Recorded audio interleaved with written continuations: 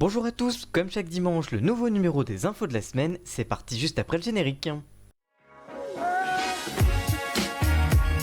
Cette semaine, Justin Bieber s'est marié avec la mannequin Hailey Baldwin. En effet, ce lundi 30 septembre en Californie du Sud, le chanteur canadien de 25 ans a épousé sa moitié âgée de 22 ans pour le plus grand plaisir de ses millions de fans.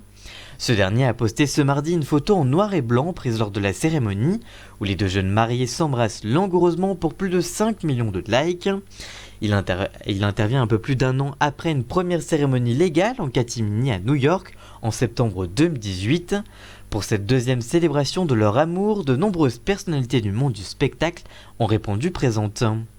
D'après le cabinet américain Parrot Analytics qui fournit à Business Inside France son top 10 mensuel des séries originales sur les plateformes SVOD, la série fantastique Stranger Things reste la plus populaire en France au mois de septembre, avec 11 millions de demandes devant les autres blockbusters de Netflix comme La Casa de Papel, troisième avec 4,8 millions de demandes ce mois-ci, et 13 Reasons Why second avec 8,1 millions d'expressions de la demande pourtant sortie après.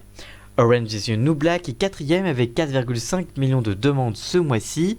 En cinquième position, The Handmaid's Tale sur Hulu et OCS France en France ferme la marche avec 4,4 millions de personnes.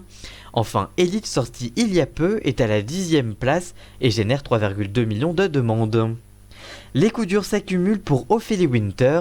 Après les révélations du magazine Public qui assurait qu'elle serait sans domicile fixe, la chanteuse avait accepté de s'exprimer sur sa situation dans Touche pas mon poste avec Cyril Hanouna sur C8. Elle assurait qu'elle n'avait pas de domicile. Je dors à l'hôtel, c'est vachement dur, avait-elle ajouté. Mais voilà, tu ne travailles pas, tu n'as pas d'argent, tu n'es pas au top quoi.